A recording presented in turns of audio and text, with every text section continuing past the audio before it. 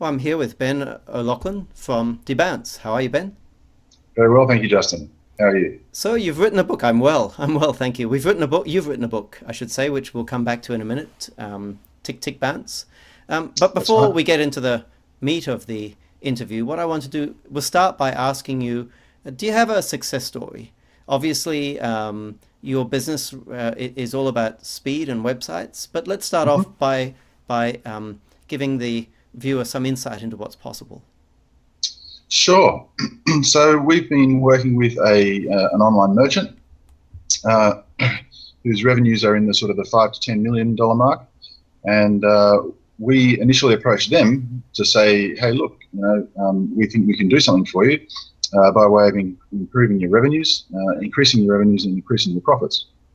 They were open to that overture, and so we did some work together. Before we got working with them, their website response time was an average of 5 seconds. And as it explains in the book, that while it may seem reasonable to the casual observer, that actually represents a lot of traffic that's being missed because a lot of people are tuning out because of that slow response time. We say it's slow because from a business point of view, if you're losing eyeballs and you're losing conversions, then you're losing revenue, and that makes it slow. So we did some work with them, restructuring the way the web page was served, did a little bit of fiddling on the hosting side and got it down to about 2.5 seconds. And as a result, their online traffic, their online business, the amount of business they were closing through their website went up 20%, which represented quite a sizable increase in their profit because they didn't have to actually, aside from the fees that they pay us, which is a small part of the benefits that they get, they don't actually have to pay anything ongoing for that extra traffic. It's just you know, um, extra profit that's available to them. So we help them capture that profit, and they made a tidy increase in their bottom line, and I'm happy to say that that's continuing.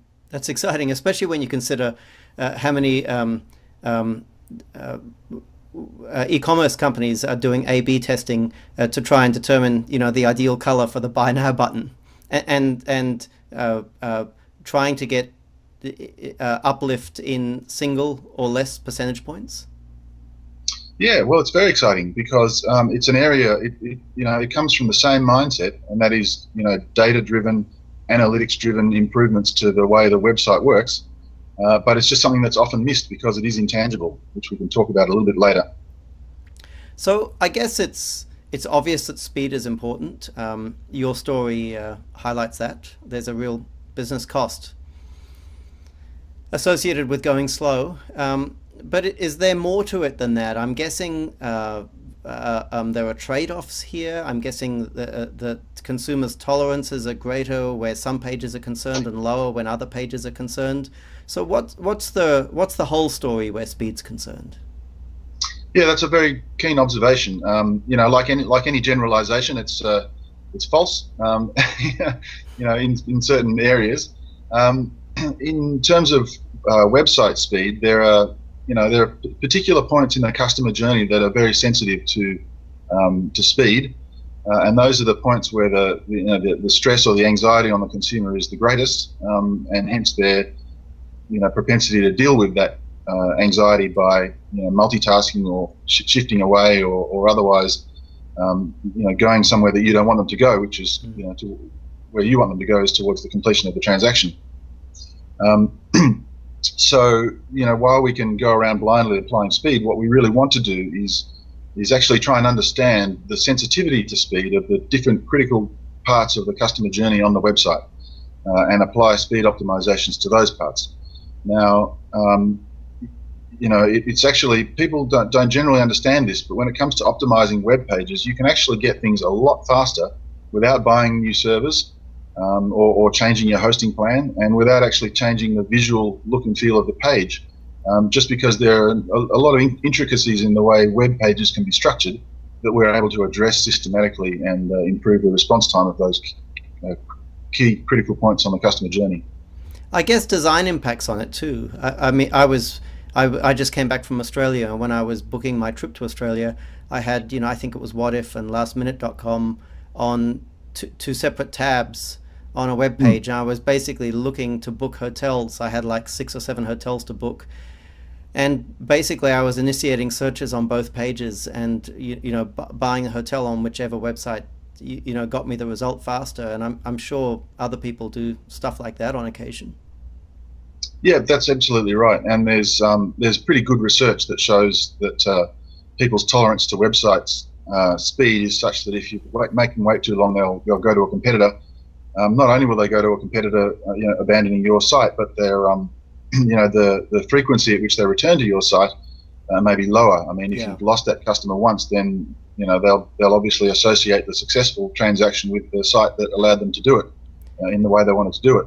I actually noticed on my little experiment then that the deeper I got into the site, the greater the switching cost to switch to another site. So if I was searching for a particular hotel, I was super sensitive to speed.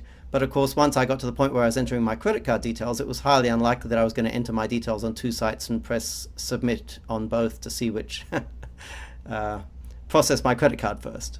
That's exactly right. Yeah, that's exactly right. And that's why, in our view, it's important to actually understand the sensitivity of different pages to speed.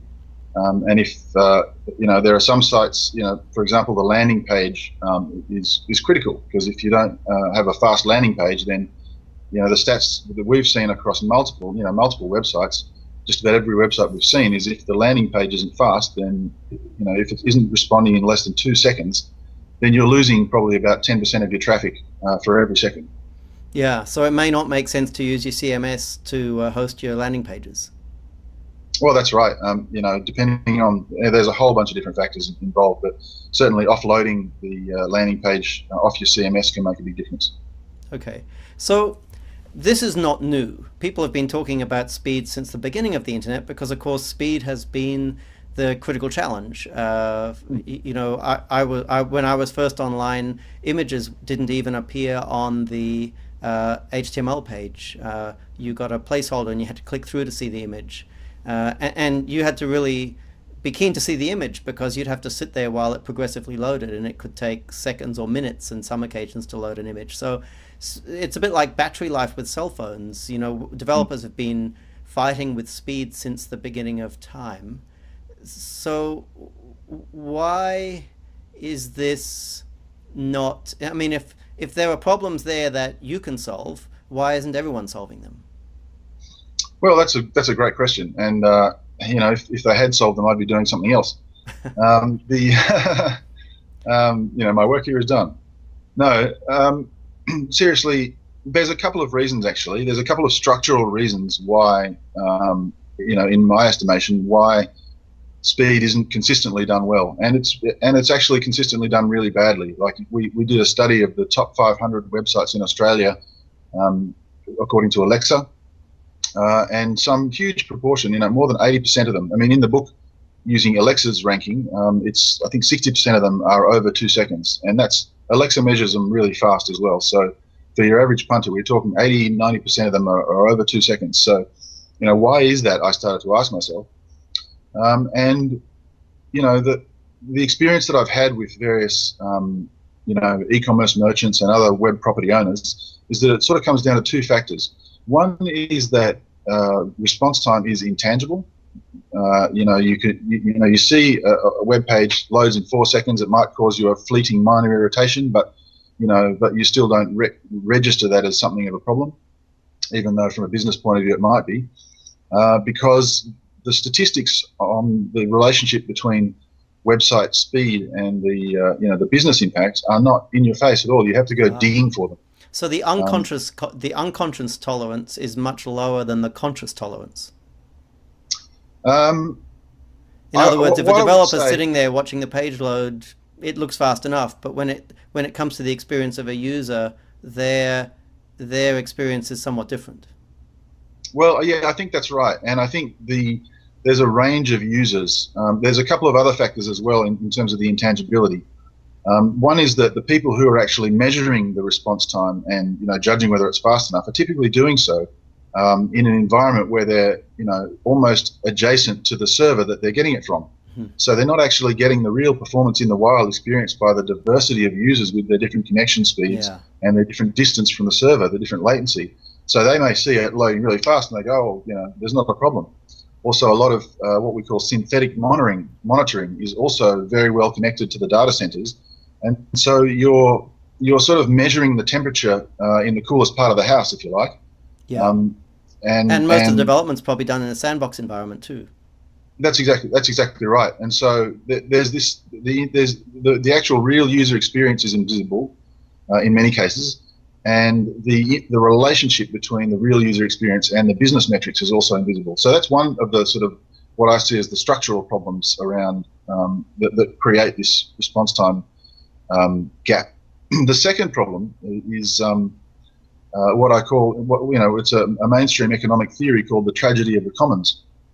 And that basically says, anytime you've got someone creating a problem that they don't pay for, then you're going to have that problem is going to proliferate systematically. So let me unpack that a little bit. If a developer makes a change and makes the response time slower, you've got to understand that developers are really measured on their ability to turn specifications into features that have been tested and deployed into production. They're not, generally speaking, measured on response time. So they generally don't, keep a very close eye on it. And they can succeed according to their criteria while creating something that gets slower with each code drop and ultimately costs the business a lot of money because of this. It's called the tragedy of the commons. If I back up a little bit, I mean, so there are other parties. I guess there are other contributing parties too, all of whom are making changes that impact on speed. That's right. So they're all sysadmin could be running, another layer, could be bolting on another layer of security.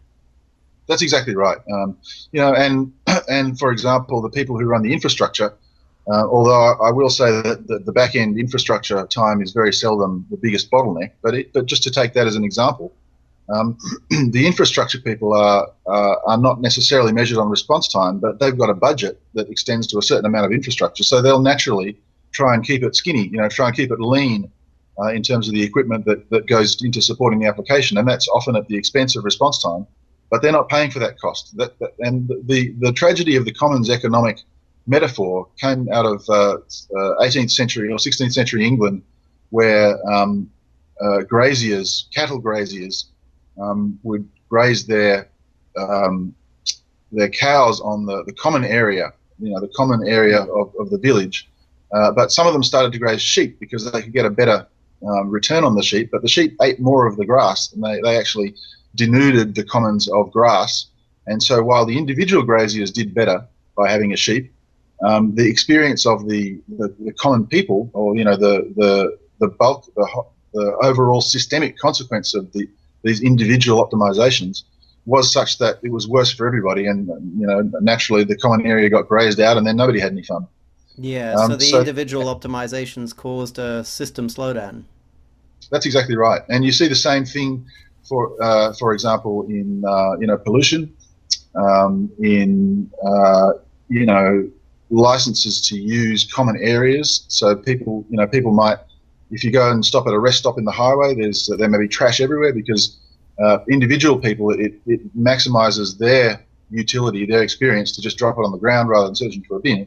But the effect of all of the consumers put together makes it an area that people don't want to go to. And this applies. The same thing happens where speed is concerned.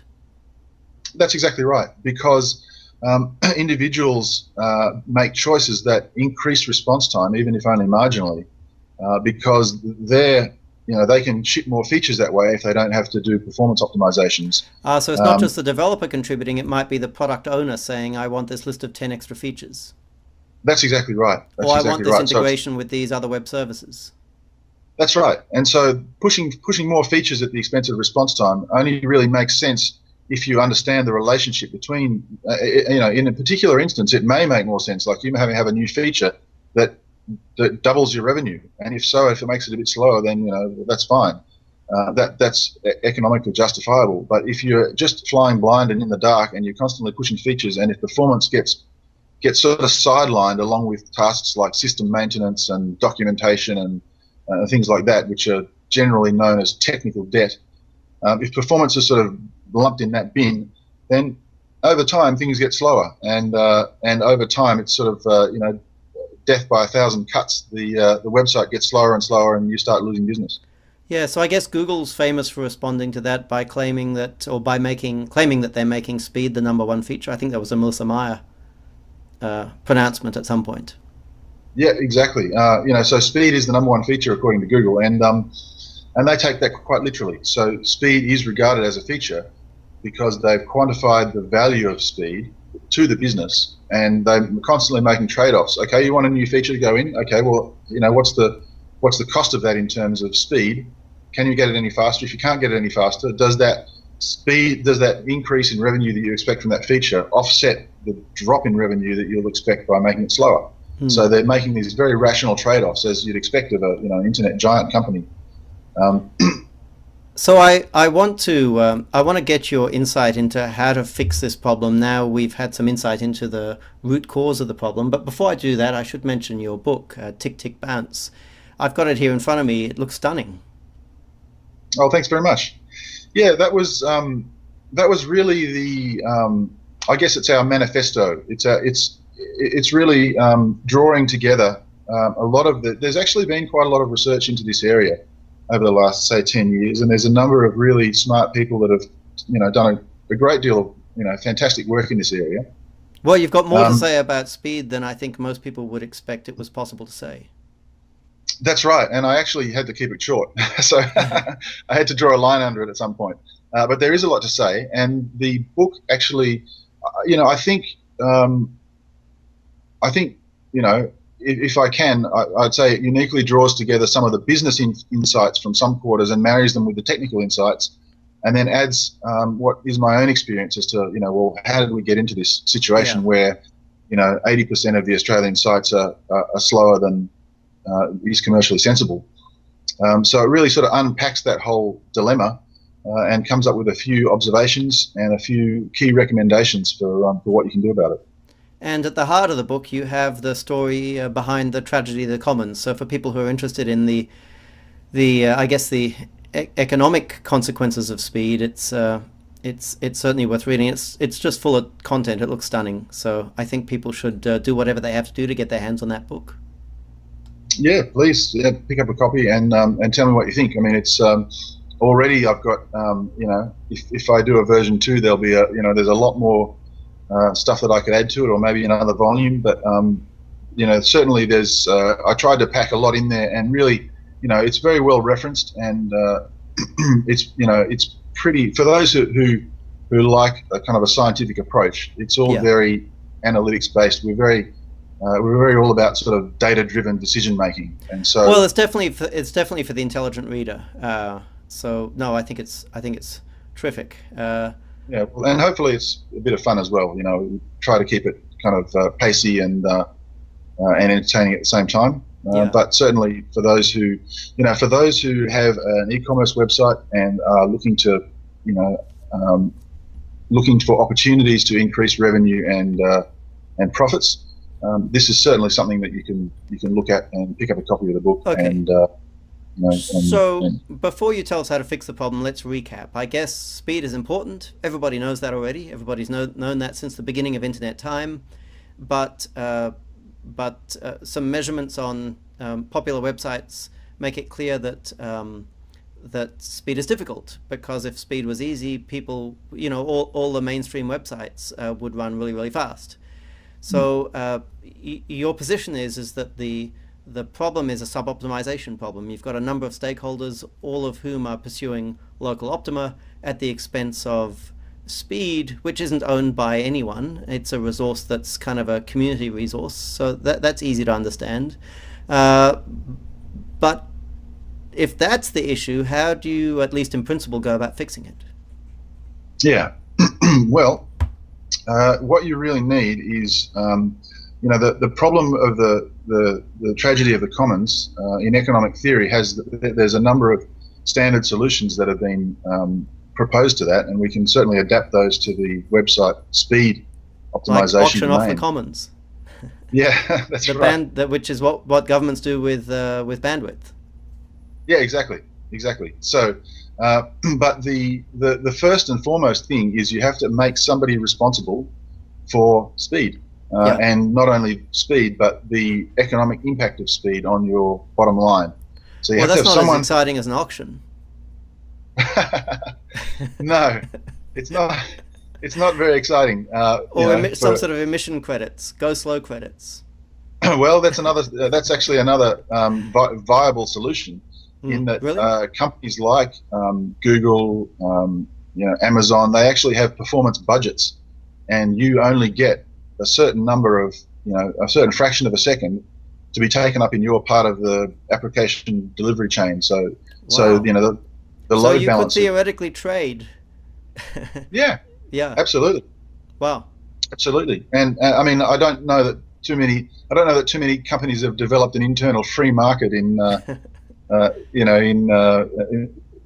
milliseconds trading. But certainly, the more, rather than the free trade approach, the actual regulated approach, the emissions cap approach, is to say that you're running the browser front end between you and the user is allowed to take 3/4 of a second most, and I don't care what you do content wise. I don't care how many colored rectangles and fancy fonts and A/B tests and all the stuff you do, but you will respond in this time space. Now, I sort of personally favor a more flexible approach, because I think there are things which hit response time that actually may lead to a better converting website. And your split testing may indicate that this particular graphic, although it takes a little bit longer to load, increases conversions. And if the increase in conversion translates to a profit that more than compensates for the hit in revenue, then I think that's a good business decision. But at the very end of the day, what you need is someone who's championing performance, someone who can actually look at performance end to end, from the way the JavaScript works in the browser all the way back to the way the databases queries are running, and look at where all the time is being spent, and then negotiate with the individual stakeholders who are responsible for different parts of the delivery chain, and sort of help work with them, because I mean, nobody really wants to be slow. No. But the other key job of the what I call the chief performance officer is to make the link between speed and economics.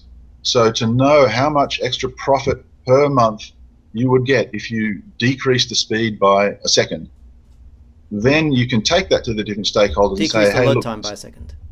yeah, sorry, decrease the load time by a second. So you can then go to the stakeholders and say, hey, look, this widget, I don't know what it's doing, but it's taking, 400 milliseconds, 0.4 of a second on load, and that's actually costing us, whatever it is, $75,000 a month in conversions. So can we talk about, carving a couple of days out of your development schedule to actually optimize that and reap those benefits? And if you can actually quantify that in terms of what the business benefit is to the bottom line, then it's easier to make a business case for speed optimizations. Because what I see again and again is that there are plenty of ideas kicking around for speed optimization, but they're just in the too hard basket, or in the someday maybe basket, along with documentation and system maintenance and other technical debt. So what's So it gets needed equal is, billing on a list of to-do items. that's right, it becomes a feature. It becomes a genuine profit-generating feature to be considered along with all of the other more obvious tangible features, and then potentially implemented. So that's the other role of the chief performance officer, is to bring the economics out. And in many cases, the chief performance officer may not need to have any bright ideas about performance. They may just need to be the coach, or the implementation coach for all the ideas that are out there. Yeah. But supply the business rationale for that. Okay. So quickly, how can, aside from providing the book, how can debounce help? Yeah, good question. So there's obviously a couple of ways of doing it. You can have a DIY approach. Since we're talking about cultural change here, and we're talking about a change in the way people think, the DIY approach can take time. And I mean, if you've got someone senior who just sort of gets it and says, right, this is what we're doing, and everybody's like heels together in March, we're going performance, then that's great. If you're dealing with an organization where you need to kind of generate that momentum, then you can certainly get us involved, and we act as a sort of a coach, a champion, a performance coach to get the wheels rolling and to get performance treated as a feature and get that built into the culture and the business culture, I guess. And we do that. The first thing we do is make an assessment, help you make an assessment of what's the business value of a second. And then if it's small, if your site isn't sensitive to business, isn't sensitive to response time, load time, then do nothing.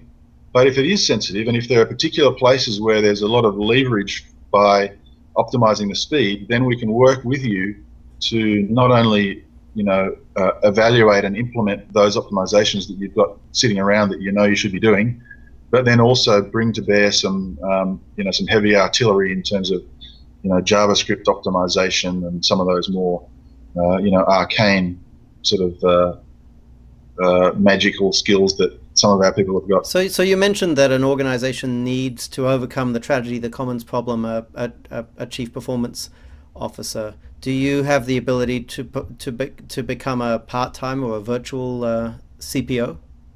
Yeah, that's exactly how we do it. I mean, we would work to the business.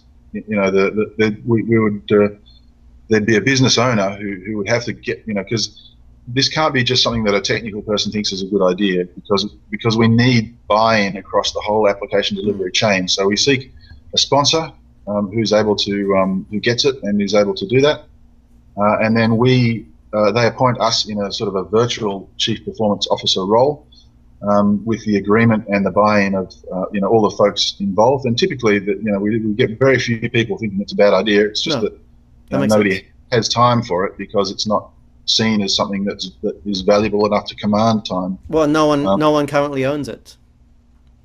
That's exactly right. It's a number two on everyone's priority list. Yeah, exactly. So once we're able to quantify, we work with the business to quantify the value of the time, and then once we've sort of got that, and we can sort of share and disseminate that knowledge, then we can, as virtual chief performance officer, we can run workshops where people, look at their parts of the application delivery chain and look at what optimizations they've thought about. We can bring some other ideas to the table, and then we help kind of maintain the urgency of the implementation, which is important because, for some of the larger e-commerce players out there, they could be losing $500,000 in profit per month. And if we can accelerate that, if we can get that profit, if we can capture that opportunity, and if we can do it a month earlier, well, that's $500,000 that they wouldn't otherwise happen. So urgency is a key part of what we do. Yeah, and with minimal investment. Yeah, well, exactly. And when we try and do it with a minimal developer investment, so we don't take too much focus away from, the other priorities, which are, they're usually there and they're usually substantial. But if we can make a business case for performance work, then we try and do that in a very low overhead sort of way, so as to not derail the other milestones. Excellent. Well, I think if the viewer has watched all the way through this interview, they're obviously interested in speed, and if they're interested in speed, if nothing else, they want to poke around this page wherever this video is appearing and find the link or the button that enables them to get their hands on your book and get clicking. Yeah, absolutely. So please download the book, read it. I would love to hear your feedback, and if you feel like you'd benefit from getting us involved, then please reach out and we can schedule a discussion. So download it, stick it on your iPad, and read it in the traffic jam. Yeah, and share it with your team as well, because ultimately these things have to be a team exercise. Excellent. Well, it's been good to chat, Ben. Thank you very much, Justin. Thank you. All the best.